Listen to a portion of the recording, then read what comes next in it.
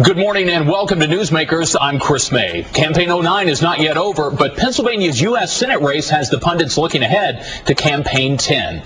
Congressman Joe Sestak, now in his second term, is challenging incumbent Arlen Specter for the Democratic nomination. Congressman Sestak kicked off his campaign from Folsom's VFW post last Tuesday. A recent Quinnipiac University poll shows Sestak trailing Specter 55-23 at this point, but 19% of voters remain undecided. Specter does have the backing of President Obama and Governor Rendell. Congressman Sestak is kind enough to join us this morning. Senator Specter and former Congressman Pat Toomey, who will be the Republican nominee, have been invited to appear at other programs. Congressman, good morning. Thanks for being here. Good to be here, Chris. It is always good, I think, in a democracy to have competition in policies and in ideas. But certainly in making this run, you are going against the wishes of President Obama, Vice President Biden, Senator Casey, Governor Rendell, the list goes on and on. So why did you decide to make this challenge not just to Arlen Specter, but to the leaders of your own party? I went around to 67 counties throughout Pennsylvania for 3 weeks in July, and what I saw was very similar to what my district had. People are suffering. They're in pretty difficult times, Chris, because Washington, D.C. just has to change. They're not focused on the working family. They're not focused on the middle class. So I got in this race with a passion, because I want to help restore that broken promise of the American dream, where the next generation would have the opportunity, based upon their talents, to do better than their parents. We're not achieving that. And I have yet to go anywhere in a VFW post at night where anyone asked me, Joe, who do you know? Who endorsed you? They're asking me, Joe, what are you running for? Health care I've lost. I've lost my job. And will you be here tomorrow for me? There's no way I could not run. You are running, though, against the establishment. Governor Rendell said of you in May that if you ran this race, you would, metaphorically speaking, get killed, marginalized, and fade into political obscurity. We saw the Quinnipiac poll earlier. These are serious obstacles, Congressman. How do you overcome them and win this race? Well, 70% of the people, as I went around, as polls said, that we don't know Joe Sestak well enough yet to make a decision if we're for him, and that is my challenge. But it's also something that's very important, is that I'm not running to get the endorsement of the establishment. We Pennsylvanians are suffering. We're very independent-minded. Without any question, as much as I respect Ed Rendell, and I do, he's gone in 2010. And the next 6 years after that, we will have a senator who really is in it for the principle of working for others. I got into politics to pay back when my daughter had her cancer. And I had a wonderful health care plan in the military. I want everyone to have that. I went to the education committee because I wanted everyone to have the educational opportunity I and all my sailors had in the military. This was payback. And I cannot not, as I mentioned, get in this race when I see that how the past has been done can't be the future. And I'm going to work every day like I did in my first election against a 20-year incumbent to win, because I want to work for people still. You mentioned the fact that the governor's time is short. You have also raised close to $5 million for this race so far. Do you consider that evidence that the governor's threats about this race ring a little hollow? I consider it evidence that a lot of people want a choice. And there are a lot. I mean, I went throughout I went throughout the entire state, and people were really taken that there would be another credible choice. And so the fundraising is necessary.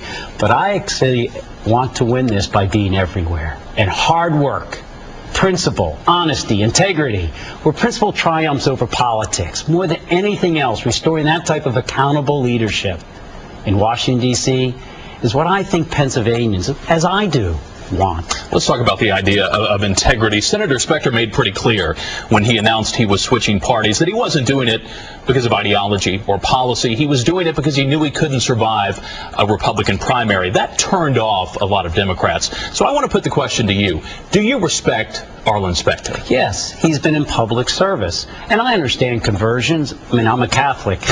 There's a lot of converts come and go. We should welcome him into the Big Tent. But that does not mean that we should reward how a vote with Senator Rick Santorum. Both of those senators gave their vote to George Bush which gave us this savage recession. And if you earn more than $500,000 here in Philadelphia, then you were able to get the tax benefits or the tax cuts they voted for. There's a different approach to go for it. But do I respect, Arlen? Anyone who is in public service, I respect. But the future is about a change. In Washington, D.C., where I've been for 2 years, has only revalidated in my mind that we have to bring Hatfields and the McCoys of the two parties together, but also leadership. Leadership that once again says, you know, working family, you know, middle class, I'm in it for you. Because I really do believe that small businesses is the engine of the future. It's why I fought to get on small business community and became vice chairman. The right tax credit for small businesses, educated workforce, Americans will once again be all they can be. You're very gracious to Senator Specter this morning, but I do want to point out a comment made by the political analyst Larry Seisler, who is a contributor to our program. He said once that if you want Arlen Specter's seat, you're going to have to be prepared to play as rough as him. Are you prepared to play rough to win this campaign? I'm a Navy admiral. I headed the Navy's anti-terrorism unit. I've been to war. I'm not worried about toughness. I'm worried about Pennsylvanians. They're not asking whether I can defend myself. Of course I can take a punch. They're asking, Joe, what are you going to do for us tomorrow? Let's have some debate on the issues. My gosh, think about this. Every day, 600 Pennsylvanians lose their private health insurance. The cost of public tuition to go to college here has gone up in the last 8 years almost 100%. If health premiums went up 85%. Look, let's please, politicians, have a debate on how we can together best achieve the future. But take a punch, yeah.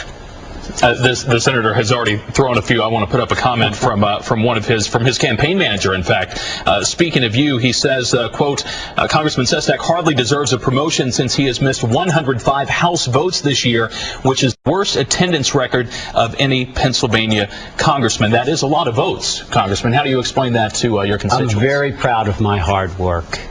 In Washington, D.C., we passed as a freshman legislator. We actually called the most productive freshman legislator for more pieces of legislation passed. In fact, this year we've passed more bills than either of the U.S. senators in Pennsylvania.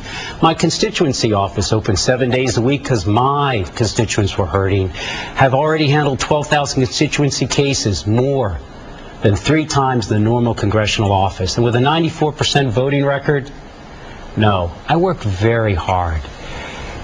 There are going to be times where I have to be at a meeting and miss a procedural vote, or because this has happened, there's a family member who's in the intensive care unit. But we work hard every day, and those types of hard work, that type of hard work I did in the military to become a leader there, is exactly what I've done in my district, and that same type of approach is what I want to bring in. And we got to get beyond petty comments. This future of Pennsylvania is so important to get the issues out there of what you're really for and what have you been for. If at the end of this process the people choose Arlen Specter as the Democratic nominee, are you prepared to support him in the fall against Pat Toomey? And as long as those issues, and I believe that if they're Democratic, absolutely. Look, there's a lot of great Republicans out there, but the little I know of Pat Toomey, because he'll be second, Arlen's first for me, is I don't believe those are the policies of Pennsylvanians. It's all about Pennsylvanians. It's the only reason I'm in this, not for my job. I had a wonderful career in the Navy, 31 years. This was initially payback. Now it's, boy, you know, my child and your children need a better future than what we've been given the last 8 years. Okay, in the short amount of time we have left, let me ask you about the issue that's dominating Washington. It's health care reform. Are you prepared in Congress to support any kind of legislation that does not include the public option, which is the government-sponsored health care? As long as whatever it is achieves what the public option is meant to achieve, which is to increase the competition and fairness of the competition. Because here in Philadelphia, where 42% of the population lives, including the outlying counties, one health care insurance company has 70% of all private health care plan options. So whatever we call it, if we're able to get the right competitor versus that, you know, they've used different terms from co-op public health option, then I'll support it. But if we don't fix that, we are not going to be able to stop the 200% increase in health care premiums since 1994, where the Republican leadership and Arlen derailed the last effort in the Clinton health care plan to cover everyone. It's good for the economy if we do this. Since the recess began, and very quickly, we've seen a lot of town hall meetings where people have been very aggressive, very angry, Yes. expressing their disappointment with what's going on in Washington. Is that the kind of response you're hearing from your constituents? Do they not want this to happen? No. What I'm hearing is there's those elements that's understandably very angry. They don't, as many Pennsylvanians are, how did we get here? They want to know. But there's those that don't want any government help, and there's those that want government to do it all, but I find the vast majority in the middle say, Joe, fix it. We know it's got to be fixed. And that's what happened with the 300 family members at last Saturday at my Working Family Summit. We had both sides. I respected them, listened for a couple hours, but the vast majority clapped at the end when we said, here's where we're going on this. I know we'll continue this discussion along the campaign trail. Thanks for having me, Chris. It's been great. Congressman, thanks for being with us this morning. Thank you. Good to see you.